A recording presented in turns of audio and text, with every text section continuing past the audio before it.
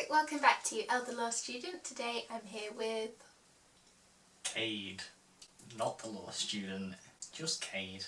The film student. And today we're going to be sharing some of our student travel tips. So over the past year we've been to quite a few different places, both in the UK and abroad. My friends always say to me, how can you afford that? Yeah, same. It's really quite achievable. It is really. And so we thought we would share some of our tips and tricks. Some of these things might seem really obvious, but we're not mind readers, so we don't know what you know already.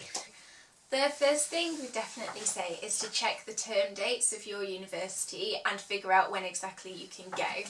I finished at the end of June and you finished in May? And 22nd of May I think I finished. Well, yeah. And so it was a lot cheaper to go on holiday, say like June or September, because that's when kids are back at school. If you know that you'd like to go on holiday within those months, it's easier to book earlier as well. Another thing we suggest is to compare sites, and sometimes it's best to book direct with the hotels. So this applies to everything, so not just your flights, also with your hotels. So I tend to look on booking.com and then hotels.com and then look on the actual hotel websites and that sort of thing. Google can also be really helpful for that, because if you type in the name of a hotel, quite often it comes up with the prices on lots of different websites. It does. Don't just limit yourself to aeroplanes. Yeah, exactly. There are many other ways to travel. We recently went on the Eurostar to Paris, and my goodness, it was good. It was easy, and before Pretty cheap. There's also ferries, if you want to get a ferry. There's trains, there's... I think that's it. Yeah, that's the modes of transport. Yeah, well done. So next up, I would say to look at a few different destinations. For example, if you know you want to go on a beach holiday or you want to go on a city break, then look at a few different places and see what's going to work for you. And because different places will have slightly different peak seasons as well, so that can help you to just budget and that sort of thing. Don't just say, I want to go to Spain, I want to go here. Maybe try new places, you know? Yeah, we went to Malta last year and that wasn't somewhere we'd ever considered going, but we had an incredible time, which was great. It was amazing. Student discount is a big thing that you can get, especially university students. Hotels.com have a student discount scheme, don't they? They do, yeah. I got some money off our hotel when we went to Paris through hotels.com. Yeah, and that was lovely. A lot of the times hotels abroad, especially in places like Paris or Italy or wherever, can be quite expensive, so it's always good to get student discount where you can. And that applies to the UK as well. I mean, we've been to lots of different cities over the past year and stayed in hotels and that sort of thing. Top tip for UK, I would say, is don't limit yourself to your standard budget hotels. Quite often, for example, a Premier Inn or a Holiday Inn will be more expensive and not as nice. But basically, just have a look on all of these different websites and compare. If you're travelling around the UK, get a rail card. Yes, get a rail card. £30 might seem like quite a lot of money, but if you say take one long trip, say to London for us, then you get that money back straight away. Exactly, and also you've got a student loan, so you've got 30 quid, come on.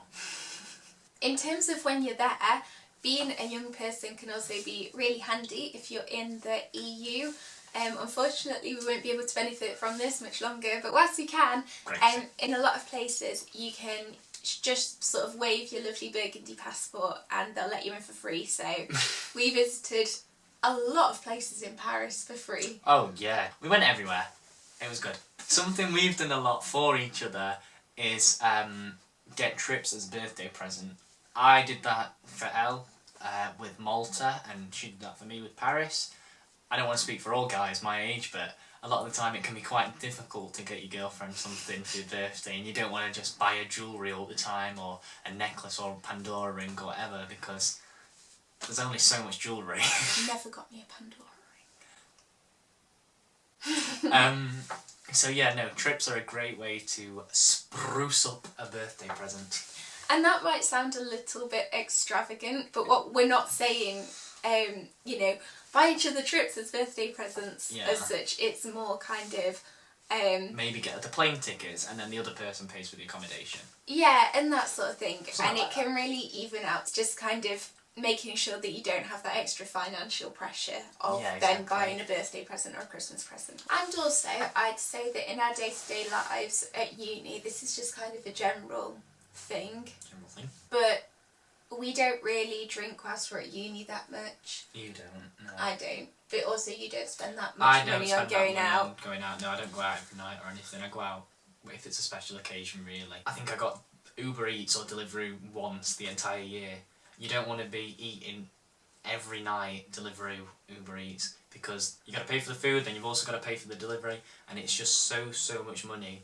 Whereas, it really adds up. Yeah, and going out for dinner and things, whereas I think you could save sort of like, even if it's just £20 a week by going and doing a shop at Aldi and cooking all your meals, you can then save that money and go towards a holiday or trip or something.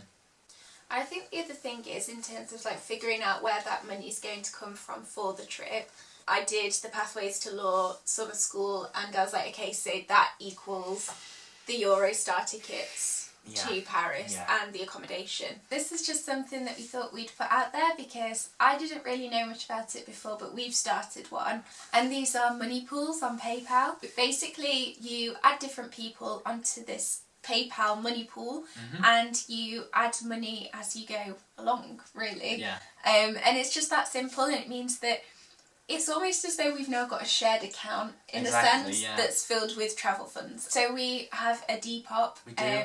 And basically anything that we get from that, we put straight into this money pool. Every now and again, you can just put odds and ends in there. And especially if you're going as a big group of friends, that can be really handy.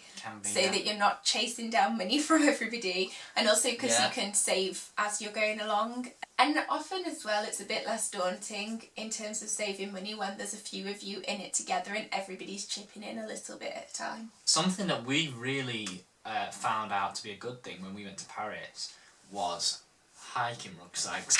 Elle's gone to get the hiking rucksacks, but when we went to Paris, we found out that they were a brilliant bloody invention. I picked this one up from Decathlon. It wasn't the cheapest thing in the world. I think it cost me about £40. But it's such good quality and it can fit so much in there that I felt as though it's actually a really worthwhile thing to pick up. The thing that I personally really like about these is that it means you don't need to get loads of taxis or anything like that because you can go around on public transport. Yeah, we rode the metro with these. Yeah, exactly. It doesn't hurt your back as well because they tie around your waist, which is really, so really the support handy. is on your hips, and also they buckle across the chest, most of them. So it's not all on your shoulders. Share as many toiletries as possible. We'll go out and shop together for things. So we'll buy one shampoo and conditioner, one shower gel that we're both happy with. And just share them. Yeah, and we'll also pack together, won't we? Generally, we sort of coordinate what we're packing. And that's really helpful because you don't want to be taking these big massive bags, especially if you're going on a plane, because then you can just get slapped with those baggage charges. So something else that you can fit in your rucksack very handily is a water bottle. You can just save yourself a whole lot of money by having a water bottle with you. It means that you're not constantly stopping off at cafes or whatever. Yeah, buying water. To buy yourself water. And so if you've got a water bottle with you, then that can just be really, really handy. A really good water bottle that we've both used is a Chili's bottle. Something that we started to really do when we went to Malta last year was using public transport. With the internet, it's so easy to find out exactly how you can get around different places. Malta, we used the bus, there's absolutely everywhere. Yeah, we did. We used the bus every day. Yeah, we bought a card, which is just... They just sold them in the hotel and at different shops. It had 15 journeys on it. Yeah, and that was for the both of us as well. Yeah, so and you just tap it when you get on and off the bus, which was really handy. We only knew about that just because we'd done a little bit of research beforehand, and it meant we didn't get any taxis. No, not at all. And the bus is all over the island, and it's not just Malta as well that do that. It's many other places. And we're in Paris, we use the metro to get around everywhere. I feel like for us it wasn't that daunting because we're used to using the tube, being in London.